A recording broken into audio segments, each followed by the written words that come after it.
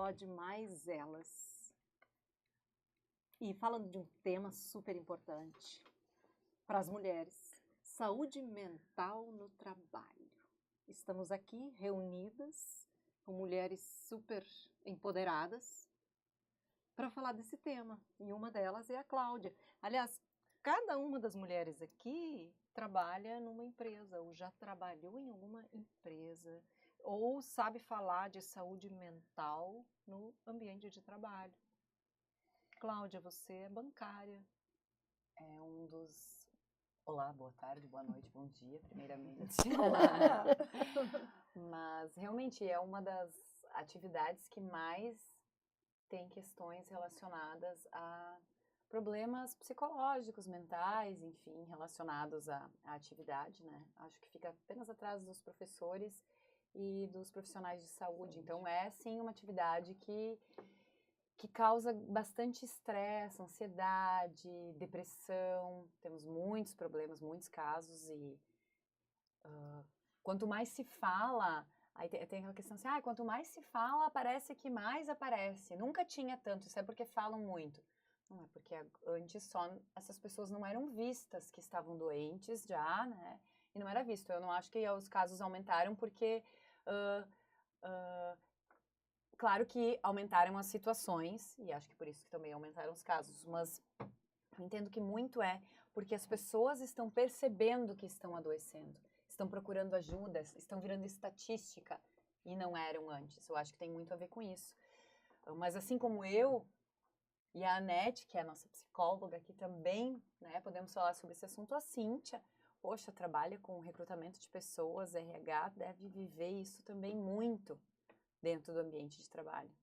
Acredito que as empresas, né, tenham um papel bem importante quando a gente pensa como a saúde mental impacta nos resultados, né? Se a gente pega números aí da Organização Mundial da Saúde, estima-se que 470 mil pessoas se afastaram por transtornos ligados à saúde mental, né, dos seus postos de trabalho. E em horas, a gente falou já isso no ano passado, no ano né, passado, 2024.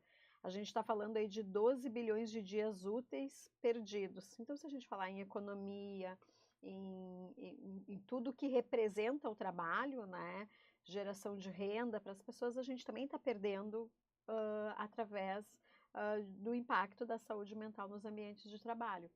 Claro que acho que isso que tu trouxe, Cláudia, é muito importante. Quando não se fala, parece que não existe. E quando o assunto, né, ele vem para a pauta, está nos espaços, a gente começa a ter a percepção que ele está mais presente. Né? Então, sim, a gente tem falado mais, né, tem por questões, né, de normativa, agora a NR1 que teve toda uma reestruturação e trouxe os fatores psicossociais para dentro, né, dos controles de saúde dentro do ambiente de trabalho. Isso trouxe um impacto, porque é novo. E acho que quando a gente fala de saúde mental, tem muito isso, né? Se tu tá com dor de barriga, tu vai no médico e toma um remédio para barriga. Tá com dor de cabeça, tu toma um remédio para cabeça, o coração não tá funcionando direito. Mas e a questão mental, como é que a gente trata, né? Parece que tem um pouco de subjetividade nisso. Então fica difícil entender até onde é o limite do trabalho e até onde é o limite da pessoa, né? Do ser humano. E essas coisas conversam. Eu acho que é difícil dissociar o que é, né, do indivíduo e o que é só do trabalho, mas tem alguns aspectos que dá para a gente nortear, mas sim os ambientes de trabalho podem, em alguns momentos, estarem adoecendo as pessoas se eles não tiverem com os seus espaços, né, controlados por aspectos de relações, a própria questão ergonômica desse ambiente, né, coisas simples, vamos pensar se tu é obrigado a trabalhar num ambiente ou tem a necessidade, né, não obrigado, de trabalhar num ambiente que tem uma temperatura muito baixa, isso sim pode, num primeiro momento, é um desconforto físico, mas pode, né, acho que a NET pode aí trazer explicações mais embasadas em relação a isso, que isso pode, né, numa persistência, numa continuidade, daqui a pouquinho gerar um impacto emocional para a pessoa, né? Porque aquele não é o ambiente onde ela gostaria de estar, onde ela se sente bem. Então, essas coisas vão se meio, né, interligando assim. Mas são vários os fatores dentro dos ambientes de trabalho, metas, né, exageradas, isso também, como tu disse, gera ansiedade, transtorno. Fico imaginando que quem nos escuta pode estar pensando, eu vivo isso, né? Então, sim, pode estar passando por uma questão de um sofrimento e um possível adoecimento. E tu falaste da questão física para a questão mental, né? Isso. Mas a gente tem muita questão comportamental, né? Sim. Quando a gente, tantas vezes, né, a Luciana que está aqui, especialista em CNV, né, comunicação não violenta, também pode falar dessa questão, né? Como a gente não consegue, às vezes, ter um ambiente tranquilo porque não está conseguindo se comunicar de forma assertiva, né? Como é que você vê, Luciana? Olá, Olá. legal estar neste bate-papo aqui, porque, de fato, enquanto a Cíntia falava desse desassociar, né, impossível da pessoa e do trabalho, né, eu ficava refletindo sobre isso. Para mim, é claro, é evidente que o trabalho pode ser um fator de adoecimento mental. Isso já é comprovado por números e é muito presente na história do trabalho, na relação do ser humano com o trabalho. A história com o trabalho teve tempos muito cruéis e ainda tem em algumas regiões do mundo. Porém, eu acredito que entra muito forte também a questão comportamental por conta de que tem uma relação com o jeito da pessoa levar a vida, com o jeito dela encarar os desafios. Tem uma relação forte com a forma como a pessoa foi educada na família, na escola, as suas relações interpessoais, as suas primeiras experiências de trabalho. Eu digo assim que a gente é vamos dizer, poderia fazer assim um mapa, né, da nossa trajetória, olhando a perspectiva da comunicação, que tem uma relação direta com a saúde mental, no meu entendimento. Eu acredito que a gente é essa soma de fatores, de experiências, de valores, de percepções aprendidas e apreendidas, e isso ajuda a definir a forma como a gente se relaciona com o próprio trabalho. Então, de alguma forma, nós 4 podemos trabalhar no mesmo ambiente, nas mesmas circunstâncias, e uma pode adoecer e as demais não, por conta daquele trabalho, daquele ambiente. E aí, Cíntia, que eu entendo que entra a subjetividade da lei, né? E eu lembro que escutei você falando numa entrevista de rádio, justamente dessa perspectiva coletiva, né? Que para caracterizar o risco, né, psicossocial no ambiente, essa percepção ela precisa ser de mais indivíduos, ela não pode ser de uma única pessoa. Sim. Se só eu me sentir atingido por aquilo ali, não necessariamente aquilo representa um risco psicossocial naquela empresa, naquele ambiente, né? Então, é aí que eu acredito que entra o maior fator, né, o mais difícil de definir, porque sim, considerando o meu jeito de levar a vida, se eu sou uma pessoa mais positiva, se eu tenho mais ou menos dificuldade de lidar com desafios, com diferentes esferas, né, que vão estar presentes também no mundo do trabalho, daqui a pouco eu tenho uma probabilidade maior ou menor de adoecer naquele ambiente. Então, para mim, talvez aquele ambiente se torne, sim, um risco na minha saúde mental, enquanto para outra pessoa não, né? Então, é bem delicado isso. Pode fazer uma comparação se for um risco físico, né? Que existem padrões normatizados de incidência de luz, temperatura adequada, ruído adequado. E aí os equipamentos que você vai usar quando tem que estar num ambiente que ou é mais frio do que aquilo, ou mais quente, ou que tem mais barulho, né? Porque aí você vai ter os EPIs. E na questão psicológica, na questão mental, a gente não tem um parâmetro porque não é igual para cada pessoa. E aí vai se fazer uma média. Como que aborda isso? Como que se chega nesse denominador comum, Anete? Pois é, tem as questões individuais agora. Quando a gente tem os dados, né? A Cíntia acabou de trazer dados, eu vi também que aumentou em 68%, né, o número de afastamentos por transtornos mentais nos últimos 10 anos. Então, a nossa pergunta, ela acho que vai um pouco nesse sentido, assim, o que fez aumentar em quase 70% o número de afastamentos do trabalho por transtornos mentais em 10 anos? isso parece não dizer respeito a questões individuais, nem somente à luz ou ao calor ou, enfim, no ambiente. Então, há algo, eu acho que no momento a gente nem pode mais falar em que aquela velha compreensão de que a vida pessoal não pode ser levada para o trabalho e que o trabalho não pode ser levado para casa, né? Porque as emoções, e aí falando de subjetividade, a gente não deixa emoção em casa, a gente não deixa emoção no trabalho. Nem na gaveta. Nem na gaveta. E a Agora, gente é Anete, afetado por aquilo que a gente vive e a gente, onde transita, carrega aquilo que a gente vive. Isso aí. E eu acho que nesse sentido, nem só a lei dá conta, né? Porque aí, Isso quando aí. as empresas se perguntam, o que seria individual da pessoa, o que a pessoa traz de casa, o que a pessoa leva para casa, né? Aí entra essa coisa sutil da subjetividade e eu acho que a gente está na hora e a gente precisa avaliar o modo de vida como um todo, a vida humana como um todo, porque quando a gente vê transtornos mentais, o volume, o crescimento dos transtornos mentais que aparecem no mundo do trabalho, é porque há um modo de vida que é generalizado, Isso aí. que está afetando por demais o nosso estado mental, digamos assim. Então, é uma coisa bem ampla que a gente precisa tomar Eu em conta. penso que a Anete foi muito bem nessa parte de trazer esse contexto, porque os 470 mil afastamentos são por motivos de situações de saúde mental, mas não são provocados, não há como ali estatisticamente definir qual é o percentual provocado pelo mundo do trabalho e qual é o percentual que provém de outros fatores. E eu creio que é muito essa soma de fatores que ela impacta a vida do ser humano como um todo. E aí entram também as escolhas que eu tenho feito, sejam elas conscientes ou inconscientes. Vamos falar de uso do celular.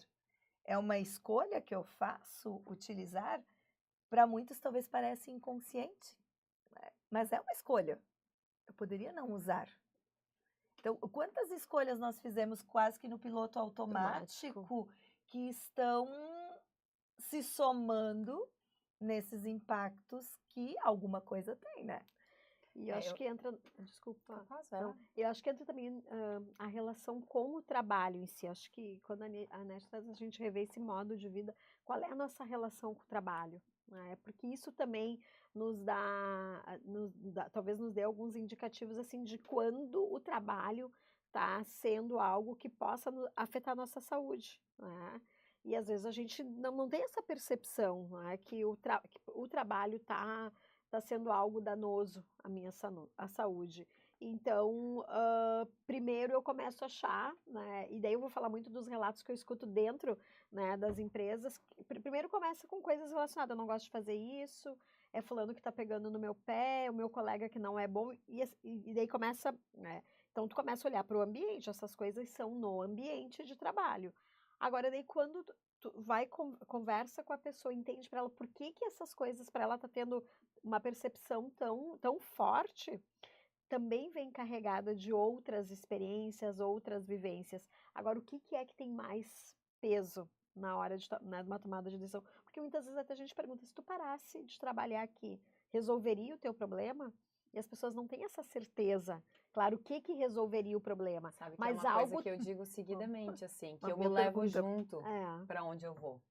Então, assim, que tem muito a ver comigo, com a minha forma de me relacionar e de me preocupar e de ficar ansiosa com o meu trabalho, que indiferente do local onde eu vou estar, eu vou me sentir assim. Eu sei disso.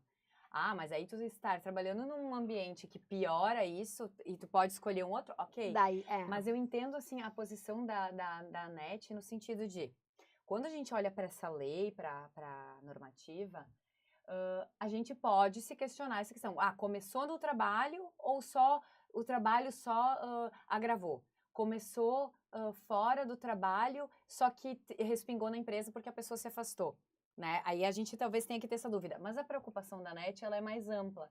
é do tipo assim, independente de onde começou, olha quanta gente tá doente. Uhum. Por que que nós todos estamos A tão doentes? sociedade doente. Exatamente. Né? Então, a vida, a forma como nós nos relacionamos em sociedade, em comunidade, que talvez Exato. falte, o que está acontecendo? Porque não adianta, eu acho que esse jogo de empurra para um, empurra para o outro, o que, que é da empresa? Não vai Procurar sanar culpa. ninguém. Não Exato. vai sanar Procurar ninguém. Ah, se é individual, se a pessoa traz de fora o problema, se o problema é no trabalho, eu acho que nós não vamos encontrar um único culpado mesmo, porque eu acho que a corresponsabilidade, ela é a saída, é a única coisa que a gente pode pensar que há corresponsabilidade, porque se a gente pensa quanto tempo do seu dia ou da sua vida a pessoa passa dentro do trabalho, aí a gente não vai ter dúvida de que aquele ambiente impacta a saúde mental. Então, sim, o trabalho, as relações no trabalho, o modo como O trabalho é organizado ali o modo como o dentro. trabalho é organizado, o ambiente, tudo isso impacta decisivamente na saúde mental, porque são muitas horas que a pessoa passa a maior parte do tempo dela Exposta ali àquele ambiente. àquele ambiente. Então, aquele ambiente, sim, e a gente sabe, enfim, que os ambientes de trabalho são danosos, ou o tipo de trabalho, ou tantas outras coisas, como eu falei, o modo de vida. A pessoa leva 2 horas para chegar no trabalho nas grandes cidades. Ah, eu levo uma hora para chegar no trabalho. Você leva 1 hora. Aí, ela leva 2 horas ou 1 hora para voltar, né? O tempo que você fica fora de casa, no total, quantas horas são? 11 horas. 11 horas. Então, 11 horas do seu dia são dedicados ao trabalho. Ou quase 50% da tua vida. 50%. Nesse caso. Então, como que a gente não vai dizer que aquilo que você sente, Não, claro, estresse, lógico. ansiedade, burnout, etc., Mesmo que o ambiente e o trabalho fossem mágicos, impactaria. impactaria. Eu gostei dessa tua palavra, mágicos, né? Eu acho que a gente pode ter momentos onde o trabalho pode ser um processo incrível de realização e de satisfação, e em outros momentos ele não vai ser isso, né? E pode ser, às vezes, no mesmo ambiente, tu pode ter isso altos e baixos, como pode ser em determinados momentos de vida, né? Quando a gente fala de carreira, a gente fala aí dessa coisa de como é que a carreira vai, né, atravessando a nossa vida, e o impacto que ela pode ir gerando, porque tu vai tendo interesses diferentes. Mas uma coisa que a lei é muito feliz, a NET trouxe ali, dessa questão da corresponsabilidade. Eu acho que ela deixa muito claro isso, né? Porque até então a gente vinha com uma responsabilidade que era do empregador de comunicar para as pessoas, ó, tu tem que usar o EPI, tu tem que fazer isso, fazer aquilo. Então isso acabava meio que tirando um pouco a responsabilidade de nós, né? Então, enquanto colaboradores, de também ter que se preocupar com o impacto de eu não fazer as coisas, porque tinha uma penalidade. E agora não, a lei traz isso mais declarado, né? Os entes têm que estar envolvidos. Então, eu posso, como empregador, eu posso dizer, não, esse ambiente está livre de fatores psicossociais. Eu tenho controlado todo o ambiente, as relações, os gestores são adequados. Não basta eu, como empregador, dizer, o coletivo tem que trazer essa realidade, né? Então, por isso que daí tem ali os questionários, as aplicações que estão sendo feitas para tu poder evidenciar isso. Então, é no coletivo.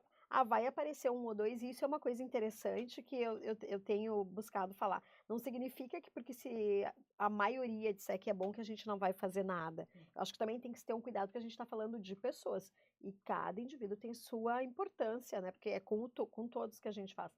Mas que a gente possa entender por que, para que ele está fazendo isso. Eu me lembro muito que quando eu estava fazendo o curso de serviço social, e eu tinha um professor que ele dizia assim, que não importa se tu tivesse 1% das pessoas no teu estudo ali que trouxessem uma informação. Ele disse, olha, porque aquilo pode ser uma questão social posta que ela ainda não está evidente. Então, olhe para o todo. Tu tem a amostragem, ela é importante, né, que ela possa ser uma maioria, mas quando tu vai lá olhar naquela, talvez vão ter coisas que aquele grupo maior não está percebendo, mas que aquele indivíduo que está ali, então tu vai estudar aquilo ali também, claro, com um outro olhar, para entender por que para que ele tem aquele impacto. Então, eu acho importante a gente vai olhar para as pessoas, porque a gente está falando de pessoas. Mas do ponto de vista organizacional, de como a gente vai conduzir na empresa, é para a gente ter um pouquinho mais de segurança de quais manobras cabem em determinados espaços. Eu acho que Isso é o que vai nos ajudar, né? Uma pessoa individualmente pode estar sofrendo mais pressão, uma pessoa individualmente pode estar sendo assediada, uma pessoa... Então, isso tem, né? Tem valor, Tem sim. um valor muito importante. Aliás, uma das questões é que a crise da saúde mental no Brasil tem gênero. 64% dos afastamentos por transtornos emocionais são de mulheres, que têm na média 41 anos. E olha aí, ó. E muito provavelmente Com filhos. o preconceito. Ah, sim, com filhos, enfim, mas assim, ó, o preconceito que se cria nisso. Qual é o primeiro pensamento que deve vir na cabeça dos gestores, que em sua maioria são homens, brancos, héteros, que não precisam cuidar dos seus filhos, porque as mulheres estão lá cuidando, então eles não entendem. Isso é mimimi. Essas mulheres são tudo umas frescas. Deviam estar em casa. Aí querem trabalhar. Depois querem concorrer comigo a uma vaga de gestor, Vão mas não faltar o aguentam trabalho o tranco. porque tem filho pequeno, vão faltar Sabe? o trabalho porque, enfim, né? Tem outras questões. Que daí a gente já esbarra em outras questões também da saúde mental, que Choque talvez cultural. muitos homens talvez não estejam nessa estatística porque não saibam falar sobre seus sentimentos. E tem um ponto que Aí tem talvez uma outra lacuna. deve colaborar para esses afastamentos, essa faixa etária. Eu acho que é a faixa etária que tende as mulheres a entrarem no período ali de pré-menopausa, menopausa, que também mexe com uma questão biológica, fisiológica, E emocional. e daí, né, desencadeia emocional, porque eu lembro há um tempo atrás a gente fez um trabalho sobre menopausa lá no grupo de diversidade, veio muito isso, do quanto as mulheres perdiam os postos de trabalho quando entravam nesse período, por conta, né, que gerava um certo desalinho ali emocional, um descontrole por conta do que o corpo estava passando. Então, mas Alice, eu acho que a questão é se a gente pega uma mulher, né? Porque em algum momento ela vai estar na adolescência, em algum momento ela vai estar na faixa dos 20 anos e as mulheres engravidam ainda cedo no Brasil, elas vão ter filho. Em algum momento elas vão levar os filhos no médico. Elas vão levar os filhos no médico, elas vão levar os filhos na escola. E a gente tem ouvido tanto e tem se falado tanto da TPM, né? Que pouco a pouco vai sendo aceito que as cólicas menstruais e o mal-estar da tensão pré-menstrual, ele existe. Sim. Ele existe e ainda até hoje não fisicamente dá consequências sérias. Não foi levado a sério nunca. Então, como a gente vai colocar? Então, eu estou querendo só dizer, as mulheres menstruam todos os meses. As mulheres têm filho pequeno, as mulheres têm a carga do serviço doméstico, as mulheres têm a carga dos cuidados de pessoas na volta. As mulheres com 40, então, estão entrando no climatério e vão passar todos a década dos 40 ou no climatério ou na menopausa. Ou seja, se é por essa questão, a gente vai realmente... Eu acho que dá para escolher ser homem na próxima? Pois é. Mas esse ponto que eu quis trazer é o triste, porque é quando talvez tu vai estar num processo de avanço de carreira, que daí os filhos já estão um pouquinho maior, e daí ali tu perde oportunidades, é nesse sentido. Não, mas eu acho triste por isso, sabe? Eu acho que isso tudo sempre vai ter problema. Só está acontecendo, porque imagina, a história da humanidade, quantos milhares de anos existe o ser humano, né? É só agora que a mulher está menstruando, né? É só agora que a vida da mulher é assim. Porque quando tem filho pequeno, nunca se pensou nisso também, antes, né? Nunca se pensou nisso antes. Porque nunca era assim. É triste, né? Sempre foi assim e não se olhou. Porque a mulher não estava no campo da pesquisa. Mas aí a saúde mental desta mulher, hoje, ela ganha uma visibilidade porque há espaço de fala, a saúde pública isso, mas é isso que busca diagnosticar. Agora, significa que essa mesma mulher, quando estava lá, sei lá, 100 anos atrás, ela tinha saúde mental esperada? Não tinha trabalho, ela não podia trabalhar fora, como a gente falou no outro podcast, apenas nos anos 60. Claro que há os fatores ambientais, no sentido natureza, contato com o solo, com natureza e tal, que talvez minimizavam os impactos mais severos na saúde mental. As expectativas eram menores, porque se tinha menos acesso à informação, então tem menos comparativos, menos referências. As condições de trabalho, né? As condições de trabalho mudaram muito. O tempo que se leva para o trabalho, né? Todas as exigências da vida doméstica, enfim, o acúmulo de tarefas, Mas né? o que eu quis trazer para problematizar é que talvez essa saúde mental ela já não era tão adequada, isso apenas não era E- visto. e a Elas brin- talvez não talvez eram ela- felizes, não Não, eram, não mas se exato. sentiam. E a brincadeira que eu fiz É. dizendo que isso é só agora, É na na verdade, mesma linha. é querendo dizer que só agora se olha para isso. E por quê? Porque agora as mulheres estão sobrecarregadas, porque tem dupla, tripla 4 jornada, jornadas, quantas jornadas, uhum. e porque estão nos mundo lugares do onde se trabalho. pesquisa, onde se tem o poder de falar, onde se pode pensar sobre as coisas. E talvez tenha um outro ponto que, para mim, ele possa ser um pouco dolorido e danoso, porque isso custa caro, né?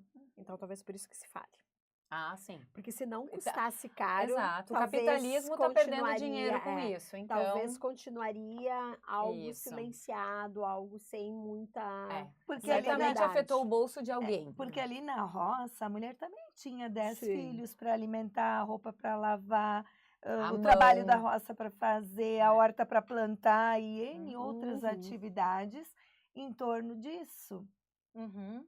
A infelicidade reinava muitas vezes dentro dos lares, supostos doces lares, né? Acho que tem muita razão. Doce só com as doces. bolachas que eram Eu vou comer um produzidas, né? pedacinho de chocolate. Olha ali, ela quis falar Doce. doce agora. Doce. Mas eu acho que, assim, realmente, essa é uma questão muito importante que vocês estão colocando. Porque quando chega agora que não há uma produção tão efetiva no mundo do trabalho, porque o mundo do trabalho, como se ele fosse, né? Uma caixinha excluído da separada, vida, uma caixinha isso. separada. E naquele mundo, naquele lugar, as pessoas têm que super produzir. Quando elas não dão conta mais de produzir como se gostaria que elas produzissem, se descartáveis. começa a prestar mais atenção, ter que criar uma lei, ou ter que, enfim. Ou seja, as pessoas nesse atual, acho que mundo, nesse modo de vida que esgota todo mundo, não estão mais produzindo como se gostaria. Não dá para produzir como se gostaria. Eu acho que chegamos numa É que se estafa. gostaria é para quem? É para Pois benefício de se gostaria, quem? quem gostaria. A gente fala- Né? Sim. E aí a gente coloca essa ideia do quanto seria produtivo, quanto seria na conta do nosso inconsciente, de nós mesmos, da nossa cobrança pelo nosso desempenho e da nossa... Mas essa produção, ela realmente, ela satisfaz essa... Não, é alguém, uma máquina chamada capitalismo, o mercado, que nunca está satisfeito. Uhum. Dá É pra um saco continuar, sem fundo. Então, assim, nunca vai atingir. Então, coloca essa régua de desempenho um pouco abaixo e vamos calmar aí o coraçãozinho. Mas a saúde mental não é um saco sem fundo, né? Exato. Nunca. Tem Não um mesmo. fundo. Tem um custo fundo, muito alto. muito Como alto. a Cíntia, né? Agora, a discussão da diminuição da jornada de trabalho, como é que vocês veem, né? Depende do segmento. Porque na perspectiva, pode dizer capitalista, econômica, mas também de produtividade, que é o que move o trabalho. Vamos pegar o exemplo de uma indústria, né? Tem pessoas que se tiverem 3 dias ou 2 dias de folga, na minha opinião, não vai impactar nada na saúde mental delas. Porque talvez a forma como elas lidam com as coisas continue igual, né? Tem outras que, se tiverem um dia a mais de descanso, talvez possa transformar a vida delas. Mas o que eu vejo, assim, numa indústria, por exemplo, é impossível hoje para uma empresa, uma pequena indústria, fazer uma jornada de 4 dias por semana, atendendo às suas necessidades e mantendo a sua produtividade. Porque, para quem defende isso, é muito fácil dizer: troca pessoas, né? Contrata mais gente e faz o rodízio. Só que as indústrias não têm gente para contratar. Faltam pessoas. Não tem como fazer esse giro, entende? Agora, será que dependendo se do criasse- segmento... Agora, assim, Aham. pergunta bem inocente, não é Aham. nem para questionar. Defender, aham. É assim, Despretensiosa. totalmente despretensiosa. Será que mais pessoas não se interessariam em trabalhar se a sua jornada fosse de 4? E como que dias? Só os que países sabe o onde que eu já acho que ia funciona? acontecer? Que as pessoas iam acabar trabalhando em 2 empresas e não Que é o que descansariam. já está acontecendo Não agora. descansariam aquelas horas. Aí eu vou trabalhar parte da minha jornada na empresa X e parte na Y, e igual não vou descansar. Mas o que eu quero dizer é que em algumas atividades eu entendo que menos horas pode gerar mais produtividade e mais saúde. Vamos pegar o exemplo de uma pessoa que trabalha com escrita de textos, um repórter, um jornalista, que só escreve textos. Por ser uma atividade que exige criatividade, foco, concentração, ideias, essa pessoa, existe na minha percepção uma grande probabilidade dela ter uma produtividade muito semelhante em 4 ou em 5 dias. E que se ela conseguir descansar melhor e descansar mais, ela consiga melhorar a sua qualidade de trabalho naqueles 4 dias que ela trabalhar. Agora, alguns segmentos eu não vejo gerando esse resultado, sabe? Porque as pessoas vão trabalhar menos horas. Ou pesquisa sobre isso, assim, para ter uma ideia prática. As pessoas vão trabalhar menos horas, elas vão querer ganhar mais. Nos países onde isso já funciona, que já diminuíram a jornada de trabalho, lá, enfim, qual a diferença? Por que funciona? Teria alguma referência de onde funciona bem? Porque em alguns países na Europa isso já existe. Eu acho que tem, quando a gente olha assim para essa questão, fazendo uma assimilação aqui com o Brasil, a gente tem uma questão tributária, que ela é diferente, e eu acho que talvez a resistência, não sei, eu estou trazendo a palavra que eu escuto, né, nesses fóruns, a resistência por essa mudança é porque hoje a carga tributária previdenciária continuaria a mesma. Países onde funciona tem um sistema similar com o que a gente fala aqui da remuneração de pessoa jurídica, né? Então, digamos assim, acaba sendo uma responsabilidade muito maior do colaborador, que ele já não tem tanto uma figura de empregado assim, mas é diferente essa questão tributária. Então, acho que é um olhar que precisa ser feito para isso, porque senão eu acho que vai precarizar a remuneração do colaborador. Daí ele ganha tempo, mas vai trabalhar em 3, 4 lugares para poder ganhar o mesmo que ele ganha hoje.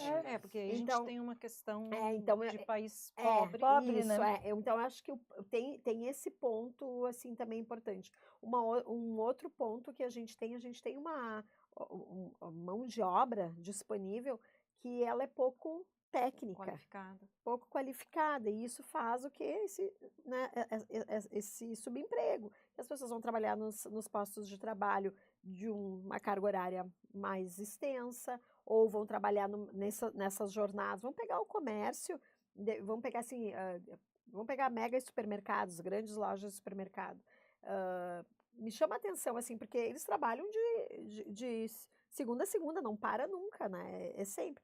E ali estão as pessoas, independentes se elas têm filhos pequenos ou não, a maioria são mulheres, mas o que acontece? Nós temos um modelo de consumo que assim, a gente vai ao mercado a qualquer horário, né? Então também tem uma questão, acho que cultural, e a gente quer essa coisa da servidão para nós, né? Eu quero que, se a gente não encontra um ambiente aberto, às vezes a gente se incomoda. Então, para mim, assim, passa por esse processo de cultura, passa pelo processo econômico que a gente tem que ter, por um processo de educação para profissionalizar as pessoas, para que a gente consiga ter melhor. Até porque nos países europeus onde tem esses trabalhos que não são trabalhos assim de tanta relevância, geralmente quem faz são estrangeiros, não é feito por o pessoal nativo. Então a gente também tem essa problemática, que é o que a gente acaba vendo. Nossa, renderia um outro essa questão a própria questão do consumo, né? Se tu fores olhar, nós temos uma cultura muito consumista, né? Então, assim, isso tem um preço.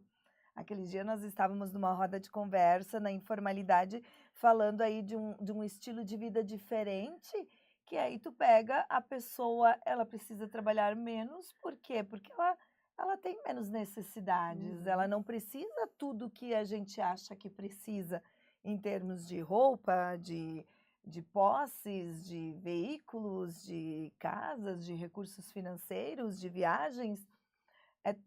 É um preço que precisa ser pago e que muita gente paga colocando a sua saúde em condições precárias. Pois é, mas assim, bom, eu acho que realmente é um tema muito complicado, porque a reforma trabalhista, ela flexibilizou muitas garantias que antes existiam, há muito trabalho terceirizado e a precarização no trabalho aumentou muito. Os salários são muito baixos, os salários são muito ruins. Eu acho que faz também com que hoje muitas pessoas tenham que trabalhar muito mais. Em mais lugares, Em né? mais Fazer lugares bicos já, e- tem que fazer bico, tem que... Acho que as pessoas não aceitam mais também certas condições de trabalho, isso também é verdade, não é só porque não querem trabalhar, as pessoas não estão aceitando as condições de trabalho, que às vezes está sendo dito que as pessoas não querem trabalhar, mas eu acho que, de certa forma, muita gente não aceita. Por mais que os salários que elas ganham não sejam bons, mas elas não aceitam mais qualquer tipo de trabalho, não é? Então, a gente tem um grande problema, acho que de revisão daquilo que se oferece como trabalho. Acho que temos uma crise muito grande. Aquilo que se oferece como trabalho. Você vai fazer isso, tantas horas do seu dia, você vai fazer de forma abnegada, dedicada, com excelência, mas o seu salário, ele vai ser miserável. Claro, não tem qualificação, mas mesmo muitos lugares onde há qualificação, Também os acontece. salários não são bons porque, enfim, é o que se oferece. Eu acho que isso contribui muito para uma frustração muito grande. Eu me formei, eu tenho um diploma e agora eu quero entrar no mercado de trabalho e aí se oferece um salário muito precário. Isso é muito frustrante. As pessoas realmente, acho que são questões de fundo Que impacta a saúde mental. impactam muito. Agora, São pensando muitos na, fatores. na própria questão da saúde mental, considerando todas essas questões precárias, né, que a gente está trazendo e que são desafios Sim, coletivos enquanto sociedade, o que o indivíduo, o que cada pessoa que está nos acompanhando agora pode fazer em prol da sua saúde mental? Vou deixar a psicóloga responder primeiro, né? Ela dá a Dicas, direção, né? A gente dicas, vai. porque a gente precisa de um norte, né? Enquanto a gente não consegue mudar o cenário maior, né, o coletivo, o que eu posso fazer em prol da minha saúde mental? Pois é que essa é uma questão, digamos, antes você citou redes sociais, telefone, dizer, a qualidade de vida que eu tenho fora do mundo do trabalho vai impactar o meu trabalho, né? Claro, a gente poderia dizer, olha, busca formação, busca uma realização pessoal maior, busca para umas coisas mais simples ainda. Busca dormir 7, 8 horas.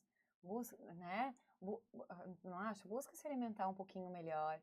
Mas quando eu falo isso, já falo meio que retirando, porque quantas pessoas elas não têm, com o tanto de transporte, com tanto para chegar no trabalho e voltar, elas mal conseguem juntar horas para dormir. Eu penso com qualidade, mal conseguem. O que eu vou dizer para as mulheres que acumulam 4 jornadas, difícil. que têm cuidado com pessoas, cuida da mãe, cuida do pai, cuida de criança, cuida da casa, dá conta das coisas muitas vezes do marido e ainda, bom, ela nem chegou ainda no trabalho dela. Eu acho que é muito difícil, eu sou meio ruim em dar dica, porque a gente quando pensa num contexto, esse contexto não se resolve com dica. Esse contexto, ele é muito mais amplo, né? E quando a gente fala que essa saúde... Eu sou naturalmente positiva, eu acho que tem pequenas coisas que a gente pode fazer para melhorar individualmente, porque senão a gente vai ficar colocando na mão Mas de talvez quem a gente teria que perguntar de quem não fará por nós. Eu faria a pergunta diferente, assim, eu fosse fazer, né? Coletivamente, né? Que coletivamente a gente precisa abrir os olhos, porque eu acho que realmente pode contestar, a gente não precisa aceitar, a gente precisa fazer a revolução, eu digo assim, todos os dias, a gente precisa mudar a compreensão que a gente tem de trabalho. De que o trabalho realmente virou de novo uma certa escravidão, porque não é mais prazeroso trabalhar para as pessoas, porque os salários... Então, a gente precisa, sim, manifestar o descontentamento, aquilo que não está bem, aquilo que está errado, para coletivamente construir mudanças que são lentas, mas são necessárias. Para as mulheres, eu também diria, talvez a gente se apoiar mutuamente, sabe? A gente, de novo... buscar parcerias melhores para a gente ajudar uma a outra com cuidados de coisas e também de escutar a queixa da outra mulher, o sofrimento, o que está E acontecendo. não tentar dizer que a minha vida tá perfeita e deixar a outra pior ainda, né? A Aquela coisa de competitividade, pela da comparação, competitividade, né? da comparação. Agora, eu concordo, Anete, com a perspectiva que você traz, acho que é uma reflexão bem importante, porém, eu quero chamar atenção para o ponto de que a gente pode estar nas mesmas condições de trabalho. Se eu for para casa, der conta do que ali precisa ser dado e for dormir com uma certa qualidade, eu estou contribuindo para um resultado comparado a quem vai passar 2, 3 horas no celular antes de ir para a cama. Então, é ali que eu me refiro, assim, o que eu, enquanto indivíduo, e não só pegando o pé da tecnologia, o que eu posso fazer por mim? Eu posso, sei lá, tirar um momento para meditar, tirar um momento para fechar os olhos e só esperar o tempo passar. Eu posso fazer um banho nos pés. O que eu posso fazer por mim diante desse cenário desafiador do mundo do trabalho? Eu penso que ali a gente pode começar, porque o coletivo é essencial e concordo e estou junto, né? Mas assim ele é muito lento. E ele luta contra o econômico, ele luta contra todo o restante. E está na mão de muitos homens, né, em sua maioria, que talvez sintam menos esse Não, impacto. você tem toda a razão, porque É o cuidado difícil. da saúde mental, o cuidado de nós mesmos, ele ultrapassa o ambiente de trabalho. De todo modo, a saúde mental impacta individualmente cada pessoa, né? Eu se tivesse que trazer uma dica, acho que seria o seguinte, a gente baixar essa questão. A gente já falou outras vezes aqui, baixar a questão do julgamento, porque quando a Net fala, a gente, né, os salários são baixos, e eu concordo que tem muitos, mas eu também acho que a gente tem um paradoxo nisso, porque a gente tem vários postos de trabalho com salários bem significativos e que não se consegue preencher também, né? Quando a gente olha essas pesquisas de captação de profissionais, não se consegue, né? Hoje tem movimentos para trazer profissionais de fora para fechar vagas que, na minha visão, tinham que ser preenchidas por profissionais que deveriam ter sido preparados ao longo aí da última década, né? A gente não desenvolve a indústria, não traz daí uma indústria competitiva porque a gente não desenvolve pesquisa. Então, acho que a gente se tornou um país que a gente produz no agro muito e manda para fora. A gente não faz o processo de industrialização, que é onde a gente poderia ter melhores postos de trabalho e com remuneração melhor. Então, onde é que isso é remunerado? Onde quando vai para fora. E esse trabalho mais técnico, mais especialista, é necessário. Então, penso que a gente precisa. Daí é uma questão do coletivo, repensar quais, né, as políticas de desenvolvimento que a gente quer para o país, e daí cada um de nós tem que pensar nisso, né? Eu tenho que me incomodar com isso. Agora, em relação ao indivíduo, assim, primeiro acho que a gente tem que se julgar menos, porque tem uma coisa que a gente fala de comparação, que a gente fica, isso é muito ruim. Eu tô lá trabalhando, eu me lembro de fazer entrevista, às vezes as pessoas, na época eu trabalhava com pessoas que faziam limpeza, e elas diziam, eu tenho vergonha que as pessoas vão estar me enxergando fazendo limpeza. Penso que a gente não precisa ter vergonha de nenhum tipo de trabalho, porque todo ele é necessário e importante, mas aquele talvez vai ser só um pedacinho da tua jornada. E daí esse pensamento que eu acho que é o pensamento assim, otimista em relação à vida. O que eu estou fazendo hoje, mas o que eu posso querer fazer para frente, né? E a gente, claro que não é todo mundo que tem essa capacidade de fazer mudanças tão significativas, porque o meio às vezes te puxa para baixo, mas tentar, e daí o apoio entre nós mulheres ajuda, né? Sim. Então, acho que são essas coisas, assim. Tem uma parte que é do coletivo que nós não vai depender só de nós. Tem algumas escolhas que a gente vai poder ajudar e impulsionar. Mas quando no individual, menos julgamento sobre si, aceita o que tu tem agora, mas com uma perspectiva do que tu pode mudar para frente, né? Acho que esse é um caminho. Em especial pra gente que é mulher, assim, eu vejo que isso pode nos ajudar, Fortalecer, acredita no teu talento, na tua capacidade e pensa que tu pode fazer. A mudança, né, vai ser mais difícil sozinha? Pode ser, mas ainda assim eu acho que é uma das perspectivas que a gente tem que olhar, porque senão... Mas eu concordo também, Anete, que na perspectiva do papel que nós estamos aqui, né, com espaço de fala, com visibilidade, com oportunidade de chegar a muitos lares, a muitas pessoas, nós podemos ter sim esse papel de iniciar, ou se não for iniciar, dar voz, dar movimento a essa necessidade coletiva de transformação. Essa consciência, né, pelo menos, né, de ver que eu penso que a gente precisa mudar o formato, o modelo a longuíssimo prazo. Esse modo da gente pensar o trabalho em si, o mundo do trabalho, com exploração, com excessiva exploração da força de trabalho, não, ele está fadado ao fracasso. Eu acho que é isso que está se revelando, na verdade. Eu acho engraçado, eu escuto a Nete falando, parece que eu estou lendo alguma coisa relacionada à era industrial, quando a gente está falando daquele... Sim. Sinceramente, é como se eu estivesse recitando algo daquela... Porque a coisa está se repetindo, não talvez braçalmente. Não é força física, mas é tempo.